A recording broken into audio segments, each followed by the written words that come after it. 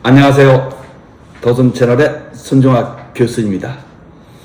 얼마 전 대법원에서 전원합의체 판결로 선고된 판결이 우리 사회를 뒤흔들고 있습니다. 즉, 제사 주제자를 누구로 정할 것인가에 관한 부분이었습니다. 사람이 사망하게 되면 우리는 전통적으로 제사라는 의식을 치르게 되죠. 물론 지금은 제사를 치르지 않는 사람도 많이 있죠. 가정도 기독교 집안이라든가 이런 사람들은 그쪽에 큰 관심이 없기 때문에 제사를 치르지 않게 되는데 많은 경우에는 여전히 제사를 지내죠. 그런데 실은 제사를 누가 지낼 것인가를 결정할 것인가, 무엇을 가지고 하는 점도 중요하지만 단순히 제사를 누가 지내는 것인가, 즉 제사 주제자가 누군가 하는 것에 앞서서 더 중요한 것이 있어요. 그건 뭐냐면 사람이 사망해서 이제 시신, 유골이 되는 거잖아요. 이 유골에 대한 관리 처분권이 누구에게 있는 것인가 가장 중요한 것이죠.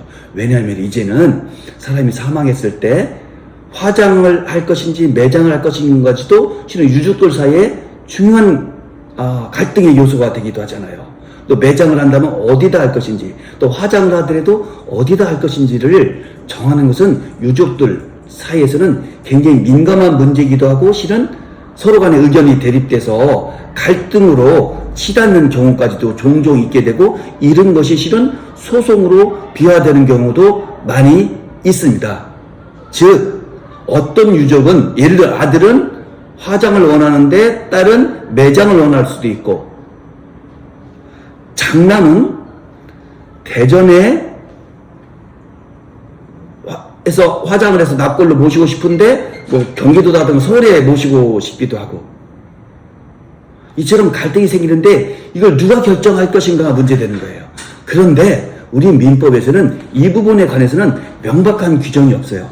다만 1008조의 3이라는 민법 규정에서 제사 주제자라는 제도를 도입하고 있어요.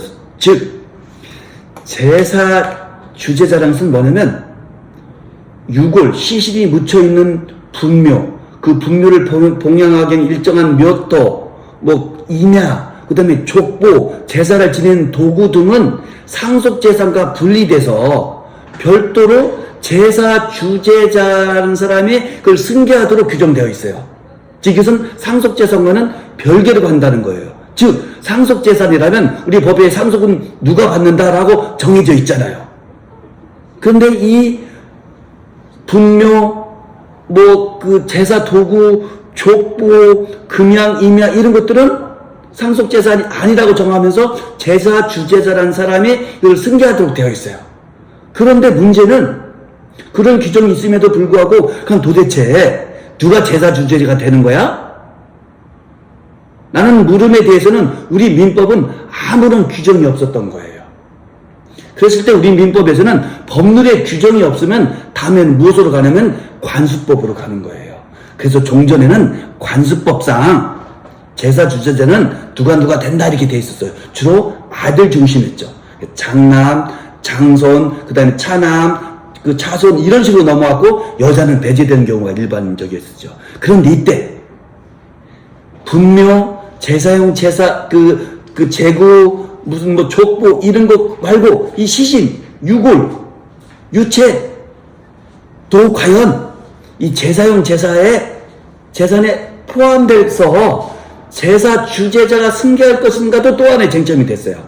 근데 우리 판례는 기본적으로 이 시신도 제사용 재산에 포함되는 걸로 봐서 제사 주제자가 그것을 승계하도록 했고 그 제사 주제자가 관리 처분할 수 있도록 했어요.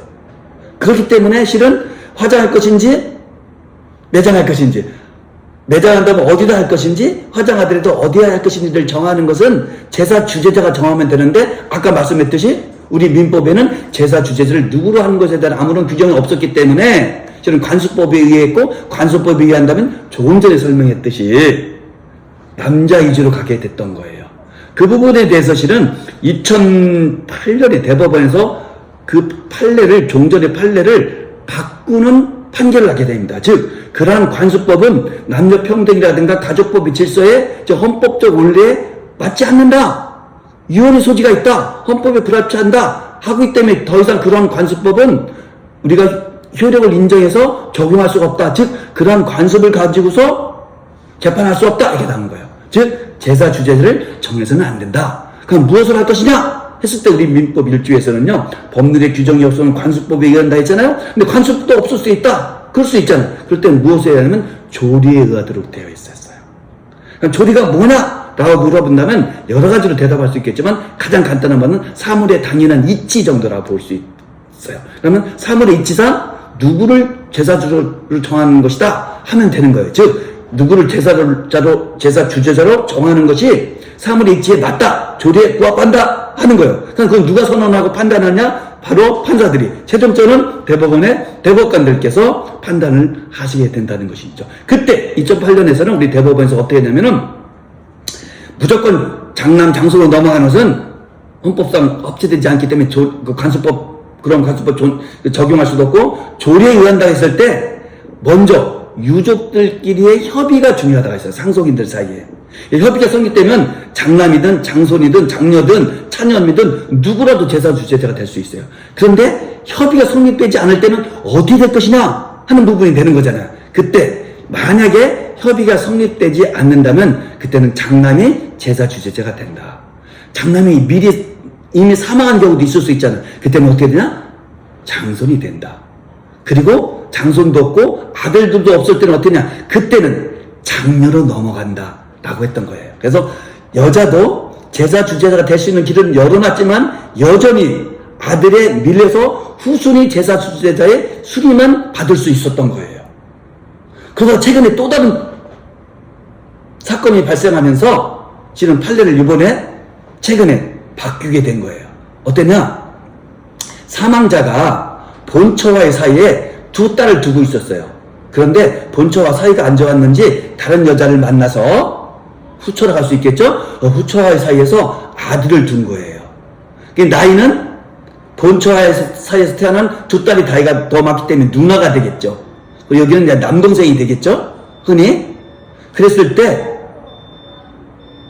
남동생 측에서는 내가 장남이니까 기존에 우리 판례에 갈 때 내가 제사 주제자가 되기 때문에 내가 시신에 대한 유골에 대한 관리 처분권이 나한테 있다라고 본 거예요. 그에 대해서 딸들은 무슨 소리야? 그럼 너무나 남녀 평등이 위배되는 그런 생각이야. 그 판례는 바뀌어야 돼. 그럼 어떻게 돼? 이제 연장자 순으로 가자. 그러니까 연장자는 누가 되죠? 자기들이 먼저 태어났으니까 우리 원고인 딸들에게 제사 주제자의 우선권이 있는 거야. 즉 장녀에게 이렇게 나온 거예요. 즉 장녀냐 나이는 어리더라도 장남이냐 요 싸움이 있었던 거예요. 그랬을 때 종전의 대법원 판례에 의하면 당연히 아들 쪽 장남이니까 비록 누나들보다 나이는 어리더라도 제사 주제자의 우선권이 있을 수 있었던 거예요. 그런데 이번에 2023년 봄에 대법원에서 종전 판례를 바꿉니다. 어떻게 바꾸냐면 그건 조리상 더 이상 부합되지 않는데 새로운 조리가 형성됐대요. 즉 새로운 사물의 이치상 이제는 유족 간의 협의가 우선이 돼 협의가 이루어지지 않을 때는 장남 장손으로 넘어가는 것이 아니라 가장 가까운 근친 중에서 연장자로 간다는 거예요. 그러니까 근친들은 아들 딸들이겠죠. 일촌이니까. 근데 아들 딸 중에서 누구를 할 것이냐? 그때는 아들 먼저 딸 뒤 이것이 아니라 아들 딸 상관없이 또 적자, 서자 상관없이 무조건 연장자. 딸이 나이가 더 많으면 딸한테 가고 아들이 더 많으면 아들한테 가고 비록 서자를 할지라도 서자 쪽에 나이가 더 많으면 서자에게 넘어가게 된다는 것이 이번 대법원 전원합의체 판결의 근본 내용입니다. 즉 이제는 정리하면 사망자로부터 가장 가까운 근친 순서 1촌이냐 2촌이냐 를 가지고서 제자 주제자를 결정하고 같은 촌일 때는 즉 같은 1촌 같은 2촌 이렇게 될 때는 그때는 연장자 순으로 남녀 차이 없이 그리고 적서 차이 없이 근친 나이순 즉 연장자 순으로 간 것이 맞다라고 하면서 딸들의 손을 들어준 사건이었었습니다. 여러분 이 대법원 판결에 대해서 어떻게 생각하십니까? 많은 찬반이 있을 것 같습니다. 종전의 판례가 옳았다고 보는 견해도 있을 수 있고, 무슨 소리야, 이제는 나이 수로 하는 것이 맞아, 남녀 구별하면 안 돼, 적서 구별하면 안 돼 라고 보는 생각하는 견해도 있을 것 같습니다. 여러분들의 의견을 댓글에 남겨주시면 저에게 큰 도움이 될 것 같습니다. 감사합니다.